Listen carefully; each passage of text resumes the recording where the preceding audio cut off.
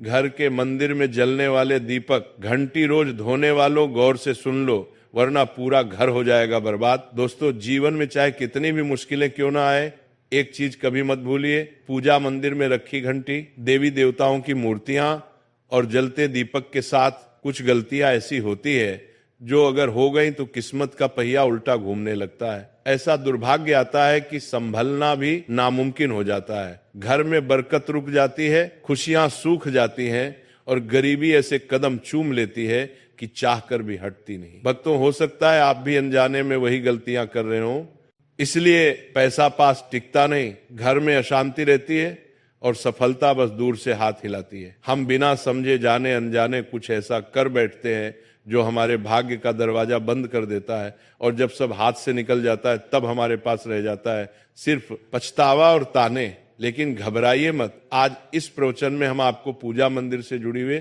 रहस्यपूर्ण बातें बताएंगे, जिन्हें सुनकर आपका दिल खुद कहेगा, गुरुजी आपने तो मेरी सोई किस्मत जगा दी। तो भक्तों, इस प्रवचन को अंत तक सुनना, क्योंकि ये सिर्फ जानकारी नहीं, ये आपकी जिंदगी बदलने की कुंजी है। बहुत से लोग पवित्र वस्तुओं को धर्म का प्रतीक मानकर मंदिर में रख लेते हैं, लेकिन वहीं सबसे बड़ी गलती कर बैठते हैं। आज हम विस्तार से जानेंगे कि पूजा मंदिर में कौन सी चीजें रखना शुभ है और कौन सी अशुभ, दीपक कितने बजे जलाना चाहिए और जलाते समय कौन सा मंत्र बोलना चाहिए, घंटी कब बजानी है और सुबह बजानी है या शाम को, और कितनी बार शंख कब और कैसे बजाना चाहिए और बजाते समय किस मंत्र का जाप करना चाहिए, दीपक रोज धोना चाहिए या नहीं, मंदिर में कितनी मूर्तियां रखनी चाहिए और क्यों। ये 7-8 बातें छोटी लग सकती हैं, लेकिन इनका असर आपकी किस्मत पर सीधा पड़ता है। और अभी परसों के कथा में एक भक्त ने हमसे पूछा था, गुरुजी मैं रोज पूजा करता हूं लेकिन फल क्यों नहीं मिलता, उल्टा नुकसान ही हो जाता है। इस प्रवचन में हम इस रहस्य को नजदीक से जानेंगे। पूजा हमारे जीवन का अभिन्न हिस्सा है। हर कोई किसी न किसी देवी देवता की आराधना करता है, कोई माँ दुर्गा के चरणों में शीश झुकाता है, तो कोई भगवान विष्णु के नाम का स्मरण करता है, और हाँ, उनकी पूजा का फल भी मिलता है। लेकिन क्या आप जानते हैं, छोटी छोटी अनजानी गलतियां ही उस फल को रोक देती हैं। ये गलतियां इतनी मामूली लगती हैं कि हम इन्हें नजरअंदाज कर देते हैं, लेकिन शास्त्रों में साफ लिखा है, पूजा में पूर्ण फल पाना है तो इन बातों का ध्यान रखना जरूरी है। आज हम बात करेंगे घर के मंदिर में दीपक और घंटी के सही उपयोग के बारे में। क्या दीपक को रोज धोना चाहिए या हफ्ते में 1-2 बार, धातु का दिया हो तो कब और कैसे साफ करना चाहिए, मिट्टी के दीपक का सही समय और सही अवसर कौन से हैं, मंदिर में किस प्रकार की घंटी का उपयोग सबसे शुभ माना जाता है, घंटी कब बजानी है, कितनी बार बजानी है, और क्या शाम की पूजा में घंटी बजाना उचित है। इन सभी सवालों के जवाब आपको आज के इस प्रवचन में मिलेंगे। भक्तों, एक बात याद रखिए, अधूरी जानकारी कभी कभी नुकसानदेह साबित होती है, इसलिए इस प्रवचन को अंत तक जरूर सुने। कुछ लोग होते हैं जो वीडियो को इधर उधर से काट कर देखते हैं, बीच से स्किप करते हैं और फिर कहते हैं कि जीवन में सफलता क्यों नहीं मिल रही। अरे, जब ज्ञान ही आधा अधूरा ले रहे हो तो फल पूरा कैसे मिलेगा। भक्तों, सबसे पहले बात करते हैं मिट्टी के दिए की। ये साधारण सा दिखने वाला दिया वास्तव में शुद्धता और पवित्रता का प्रतीक है। दिवाली हो, कोई धार्मिक पर्व हो या फिर कोई बड़ा अनुष्ठान, मिट्टी का दिया जलाने का अपना ही महत्व है। घर के मंदिर में या दरवाजे के पास जब इसे जलाया जाता है तो ऐसा लगता है मानो लक्ष्मी माता खुद आपके आंगन में प्रवेश कर रही हो। लेकिन भक्तों, ध्यान दीजिए, जब ये दिया मंदिर में रखा जाता है तो इसके नियम बदल जाते हैं। मिट्टी का दिया एक बार जलाने के बाद दोबारा मंदिर में नहीं रखना चाहिए। हर बार नया मिट्टी का दिया ही उपयोग करना शुभ माना गया है। ऐसा करने से वास्तु दोष दूर रहता है और घर में बरकत बनी रहती है।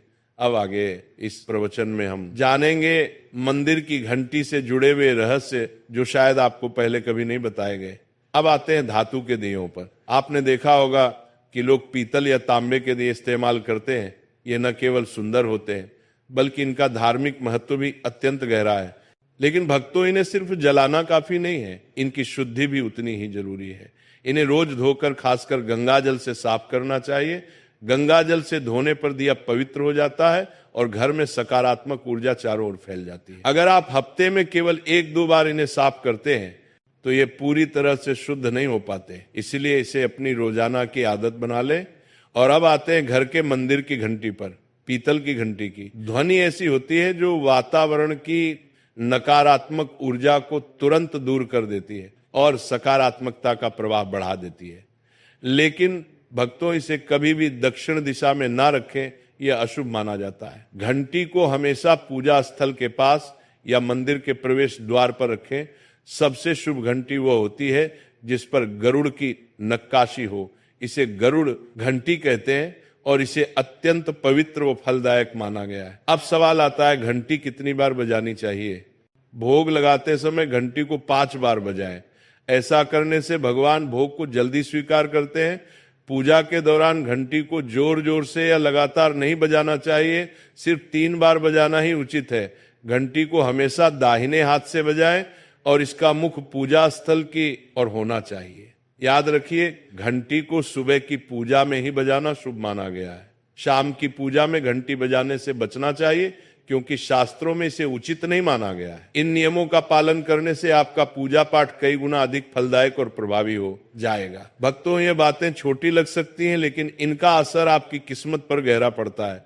भक्तों, एक और बहुत ही महत्वपूर्ण बात जो अक्सर लोग नजरअंदाज कर देते हैं, जब भी आप किसी मंदिर जाएं, खासकर घर के बाहर वाले मंदिर में, तो मंदिर में प्रवेश करते समय ही घंटी बजाएं। मंदिर से बाहर निकलते समय घंटी बजाने की कोई आवश्यकता नहीं होती।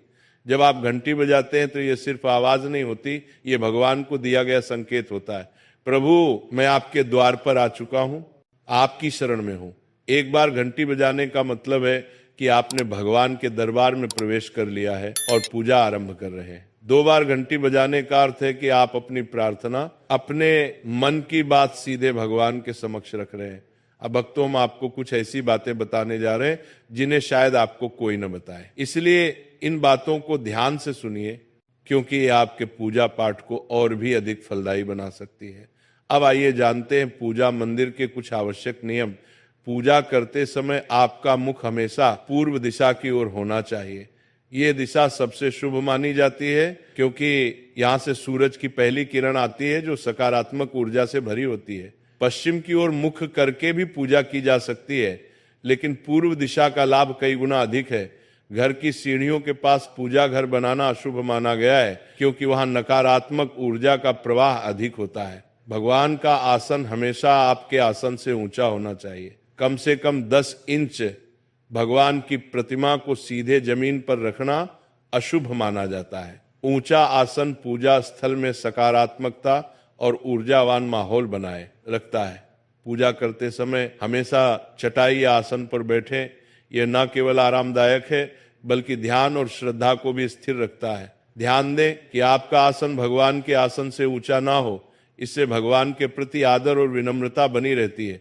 भक्तों, अगली बात बेहद जरूरी है। पूजा घर में कभी भी सड़े, बासी या मुरझाए हुए फूल न रखें। मुरझाए फूल पूजा में अशुभ माने जाते हैं, क्योंकि वे नकारात्मक ऊर्जा को बढ़ाते हैं। हमेशा ताजे, सुगंधित और खिले हुए फूल ही भगवान को अर्पित करें।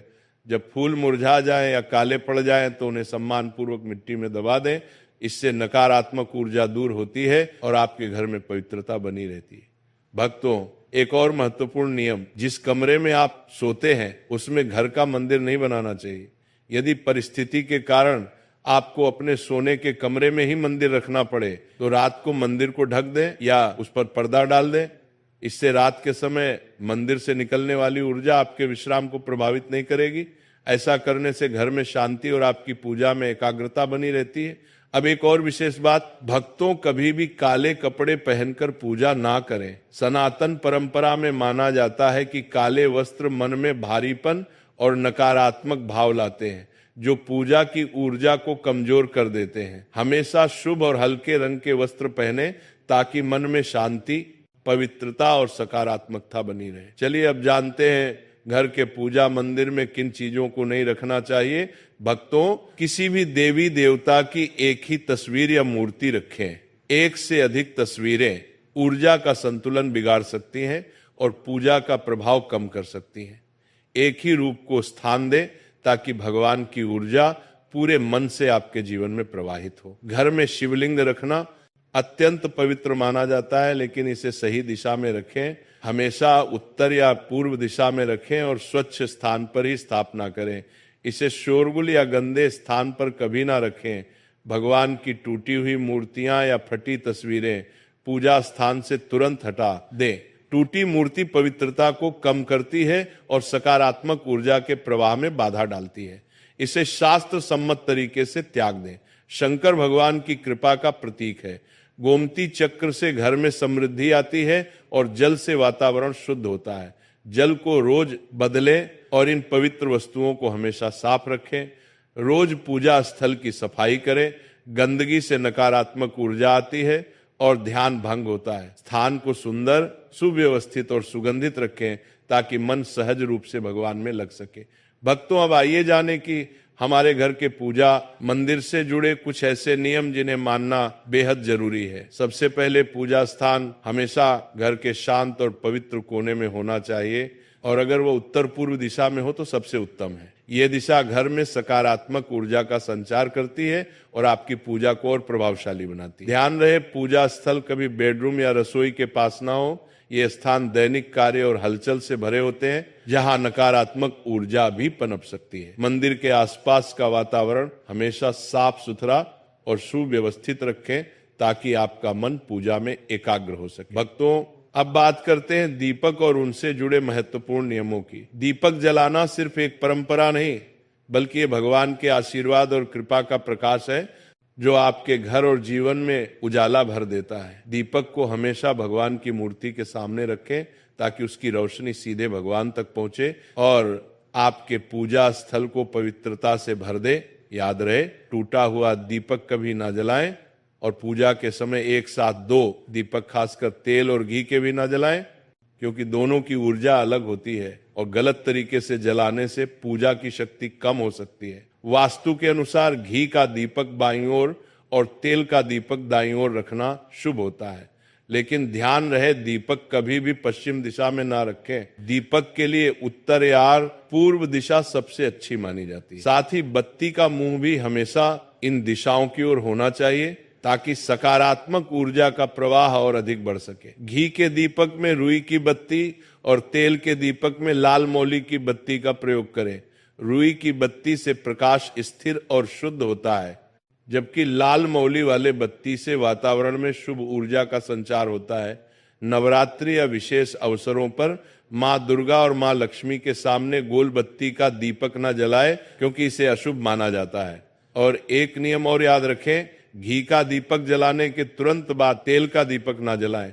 इनके बीच थोड़ा अंतर रखें ताकि वातावरण में संतुलन और पवित्रता बनी रहे। इन छोटे छोटे नियमों का पालन न सिर्फ आपके घर में शांति और समृद्धि बनाए रखेगा, बल्कि आपकी पूजा को भी अधिक फलदायी बना देगा। भक्तों, अब 6वीं बात ध्यान से सुनिए। दीपक हमेशा उसी समय जलाना चाहिए जब भगवान जाग रहे हों, जैसे सुबह के शांत और पवित्र समय में जब पहली किरणें धरती को छूती हैं, उस समय पूजा करते हुए दीपक जलाएं। फिर शाम को आरती के समय जब दिन की थकान ढल रही हो और वातावरण शांत हो रहा हो, उस समय का दीपक वातावरण को और भी पवित्र कर देता है। ये दोनों समय सिर्फ पूजा के लिए ही नहीं, बल्कि ध्यान और आत्मिक ऊर्जा को महसूस करने के लिए भी सर्वश्रेष्ठ होते हैं। इन पलों में दीपक जलाने से घर में सकारात्मक ऊर्जा का प्रवाह बढ़ता है और आपका मन भी निर्मल होता है। 7वीं बात भक्तों, दीपक जलाना केवल धार्मिक नियम नहीं है, वास्तु शास्त्र और ज्योतिष शास्त्र में भी इसका गहरा महत्व बताया गया है। दीपक जलाने से न केवल घर में सकारात्मक ऊर्जा का संचार होता है, बल्कि हमारे जीवन के 7 चक्रों को संतुलित करता है। ये नकारात्मकता को दूर करके वातावरण को शुद्ध करता है और आपके मन को शांति प्रदान करता है। दीपक की हल्की स्थिर लौ मानो भगवान का आशीर्वाद आपके जीवन को रोशन कर रही हो। इसलिए भक्तों, जब भी आप दीपक जलाएं, ऊपर बताए गए सभी नियमों का पालन जरूर करें। यही नियम आपके जीवन में भगवान की कृपा को स्थायी बनाएंगे और घर में सकारात्मकता का प्रवाह निरंतर बनाए रखेंगे। दोस्तों, इसी के साथ आज का सत्संग समाप्त होता है। राधे राधे।